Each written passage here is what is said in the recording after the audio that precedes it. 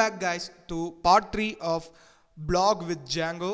So basically போன பார்ட்ல நம்ம எப்படி டேட்டாபேஸ் கிரியேட் பண்ணோம் அண்ட் என்னென்ன பேஜஸ் வச்சோம் அப்படிங்கிற ஒரு மாடல் பார்த்தோம். பட் ஆக்சுவலி போன தடவை நான் உங்களுக்கு வந்து டேட்டாபேஸில் வந்து பேஜஸில் வந்து இருக்க எல்லா பேஜஸும் காட்டல, பிளாக் க்ரியேஷன் பேஜ் மட்டும் விட்டு வச்சிட்டேன் இல்லையா. ஸோ அதுக்கப்புறம் தான் நான் வந்துச்சு நம்ம ஃபுல் பேக் எண்டும் கன்ஸ்ட்ரக்ட் பண்ணணும். அதாவது யூசர் அந்த பின்னாடி போய் பார்க்குற எல்லா வேலையும் நம்ம கன்ஸ்ட்ரக்ட் பண்ணி காட்டணும். ஸோ அதுக்காக வேண்டி இப்போது அந்த மீதியை காமிச்சிட்றேன் உங்களுக்கு. ஸோ எஸ், நான் 2 செப்பரேட் ப்ராஜெக்ட்ஸாக க்ரியேட் பண்ணியிருக்கேன். இதுதான் இந்த பிளாக் ப்ராஜெக்ட். அதுக்கப்புறம் தனியாக பேக் எண்டுக்குரியதை தனியாக க்ரியேட் பண்ணிக்கேன். ஸோ இது வந்து லாகின் பேஜ் நாய்ப்படத்தை அவங்க டிஃபால்ட்டாக கொடுத்தது. எனிவேஸ் நல்லா இருக்குது, அதனால் அப்படி வச்சிட்டேன். ஸோ லாகின் பேஜ் ஒரு யூசர் நேம் பாஸ்வேர்டு வச்சு நம்ம தான் யூஸ் பண்ண போகிறோம். இருந்தாலும் ஒரு யூசர் நேம் பாஸ்வேர்டு வச்சுக்கிறது தப்பு இல்லை, so that it will be secure அப்படிங்கிறனால. அண்ட் தென் செகண்ட் ஒன், இதுதான் இப்போ கூலஸ்ட் பார்ட். இதுவுமே லைக் டெம்ப்ளேட் ஜென்ரேட்டட் தான். நான் வந்து அதை உட்காந்து இந்த டெம்ப்ளேட்ஸ் எடிட் பண்ணேன்.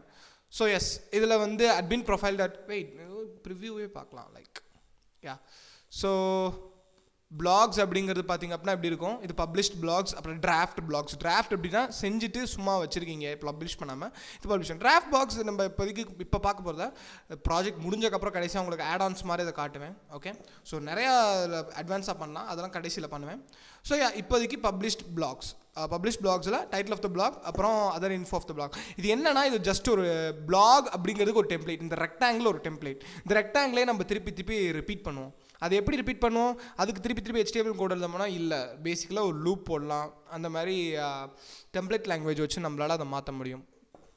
அகெயின் லாகின்குரிய பேஜ், அப்புறம் இந்த இடத்துல ப்ரொஃபைல்.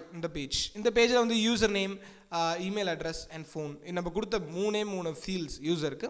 அதை சேஞ்ச் பண்ணோம்னா சேஞ்ச் பண்ணிக்கலாம். அதுக்காக வேண்டி இதை நம்ம இது பண்ணுவோம். அப்புறம் ஒரு ப்ரொஃபைல் ஃபோட்டோ, அப்புறம் password change, old password, new password repeat, அப்புறம் save settings.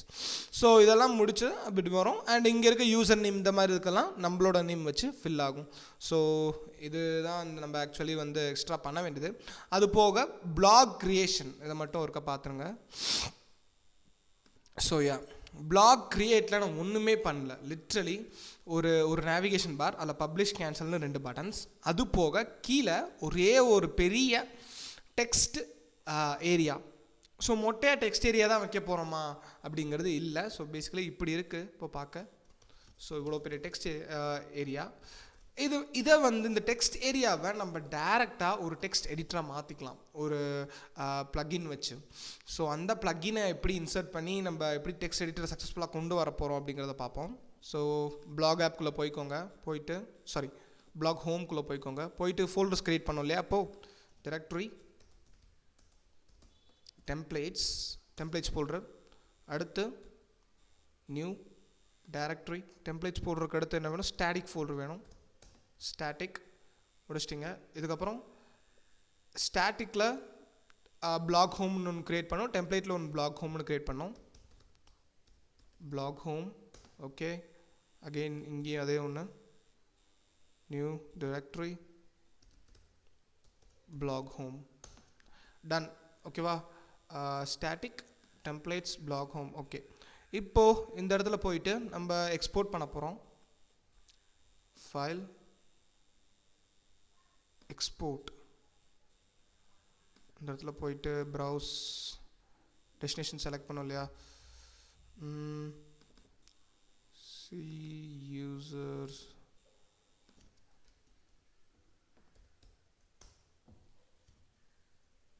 Okay.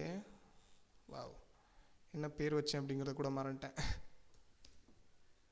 Okay, why blog app, web app, Django, blog app, blog home, static blog home, select folder, export.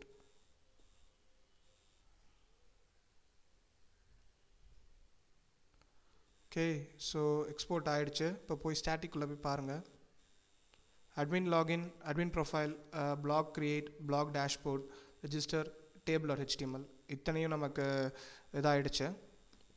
And then இது அசட்ஸும் வந்துடுச்சு. இப்போது நம்ம இந்த அசட்ஸை நம்ம rename பண்ணணும், இல்லை இன்னொரு ஃபோல்டருக்குள்ளே மூவ் பண்ணணும். ஏன்னா மறுபடியும் நம்ம இது போடும்போது நம்மளுக்கு ஒரு ப்ராப்ளம் வரும், அதுக்காக வேண்டி.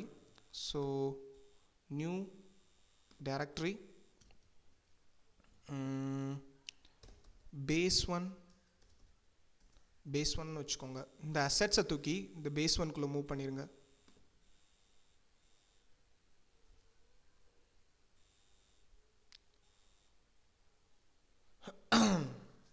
இப்போ நம்ம இந்த அசெட்ஸை மூவ் பண்ணும்போது இந்த HTML-குள்ளே இருக்க ரெஃபரன்ஸ் எல்லாம் ஆட்டோமேட்டிக்காக இதாகிடும். ஸோ இது மூவ் ஆகிற அடுத்த எக்ஸ்போர்ட்டுக்கு போவோம். நம்ம blog Django file export browse. Okay, இந்த இடத்துல ஒரு நியூ ஃபோல்டர் க்ரியேட் பண்ணிக்கோங்க. நம்ம பேஸ் 2 அப்படிங்கிறதுக்கு எக்ஸ்போர்ட் பண்ணிக்கலாம் இல்லையா? வெயிட், நோ, இங்கே எக்ஸ்போர்ட் பண்ணணும். அப்படின்னா தான் HTML ஃபோல்டர்ஸ்லாம் வரும். எக்ஸ்போர்ட். ஓகே, ஸோ இப்போ அதுவும் எக்ஸ்போர்ட் ஆயிடுச்சு. இப்போ அடுத்த அசெட்ஸ் ஃபோல்டர் நம்மளுக்கு வந்துருச்சு. இதை பேஸ் 2 அப்படிங்கிற ஃபோல்டருக்கு மூவ் பண்ணிக்கிறோம். Directory base 2. ஓகே, இப்போது அசெட்ஸ் அப்படிங்கிறத தூக்கி இந்த பேஸ் 2குள்ளே போட்டுருங்க. ஓகே, எதுக்கு நம்ம இந்த அசெட்ஸை தனித்தனியாக போட்டிருக்கோம் அப்படின்னா 2 ஃபைலுக்கும் ஒரே அசெட்ஸ் இருக்கும் அப்படிங்கிறது தெரியாது, அதனால். ஓகேவா? சரி, ஸோ இவ்வளோ வேலையை முடிச்சிருந்தீங்க அப்படின்னா நம்மளுக்கு CK எடிட்டர் செட்டப் ஆகி ஃபைல்ஸ் ரெடி பண்ணியாச்சு. அடுத்துலேருந்து எப்படி CK எடிட்டரோட கண்டென்ட்டை எடுத்து HTML-ஆக சேவ் பண்ணுறதுன்னு பார்ப்போம். Until then, see you, bye bye.